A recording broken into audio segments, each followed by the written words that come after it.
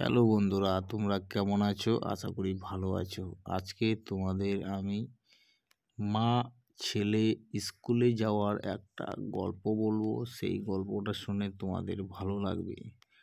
আশা করি ভিডিওটা শুরু থেকে শেষ পর্যন্ত দেখবে। নতুন নতুন আরও এই রিলেটেড ভিডিও বানাবো।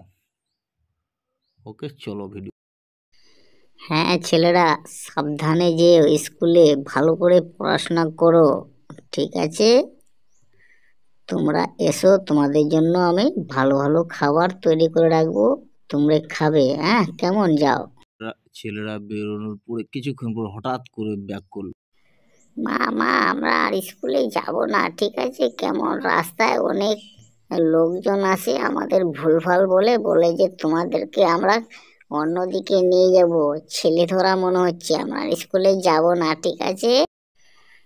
কেন যাবি না? সেই কিছুদিন আগেই তো এই সমস্ত ঝামেলাগুলো মিটমাট করেছে, কিছু ছেলে ধরাকে ধরে নিয়ে গেছে, আবার কি সেটা শুরু হয়েছে নাকি? এটা তো আমাকে আবার দেখতে হবে। তবে তোমরা কি ভুলভাল বলছো না তো? মিথ্যে কথা বলছো না তো? স্কুলে যাওয়ার ভয়ে, স্কুলে মাস্টারমশাইদের মার খাওয়ার ভয়ে?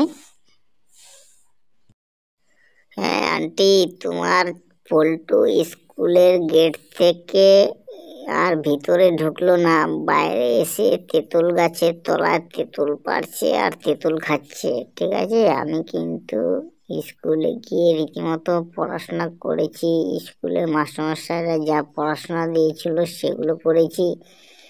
পল্টুকে পড়াশোনা দিয়েছিল, পল্টু কিন্তু কিছুই করেনি, সেই ভয়ে ও স্কুলে যাচ্ছে না। এই জন্য তুমি আমাকে বলছিলে যে পল্টু কি করছে, এই জন্য এই জিনিসগুলো তোমাকে জানানোর জন্য এসছিলাম।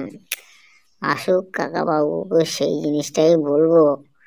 পল্টু কিন্তু স্কুল ফাঁকি দিচ্ছে, এরকম ফাঁকি দিলে আমি কিন্তু ওর সঙ্গে আর স্কুলে যাব না, বা ওর সঙ্গে খেলার হব না। তোমরা একটু দেখে নিও, এই জন্যই আমি আসলাম এগুলো বলার জন্য। মাস্টার মশাইরা পল্টুকে একদিন কিন্তু মেরেছিল পড়াশোনা না দেওয়ার জন্য আর স্কুলে না যাওয়ার জন্য। আমি এইটা বলার জন্য এসেছি। কি গো গিন্নি, তোমার ছেলেটাকে কি আদর দিয়ে বাদর করে দিছো নাকি? সবাই স্কুলে যাচ্ছে, তোমার ছেলে স্কুলে যাচ্ছে না, পড়াশোনা ফাঁকি দিচ্ছে, রাস্তায় ধারে ধারে ঘুরছে, তেঁতুল গাছে উঠছে, তেঁতুল পাড়ছে। কতদিন এগুলা বলছি, তুমি কিছুই শুনছো না, তোমার ছেলেকে কিছুই বলছো না। এরকম ভাবে আদর দিয়ে বাদর করে রাখলে দেখে নিও একদিন কি হয়। ঠিক আছে, এগুলো নিয়ে আর আমি বেশি বকছি না। তোমরা মা ছেলে মিলে দেখে নিও। ওই দেখো সুরেশ সব কিছু বললো, সব শুনলাম। ও তেঁতুল গাছে উঠছিল, আর ও কি সুন্দর স্কুল থেকে ফিরে এসে তোমার সুরেশ কি বলছে সেটা কি শুনলে? দেখো দেখো, একটু শোনো, শিখো। তোমার ছেলেকে এরকম আদর দিয়ে বাদর করো না যেন।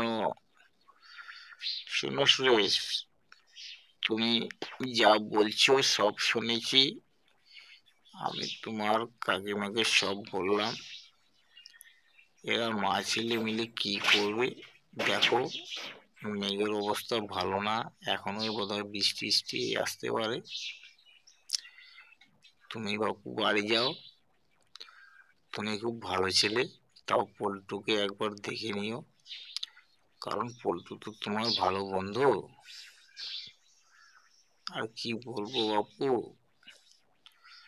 এই শোনো গিন্নি, আর কিন্তু বেশি বলতে পারছি না, এরপরে কিন্তু মা ছেলে ঠিক না হলে কিন্তু খবর আছে।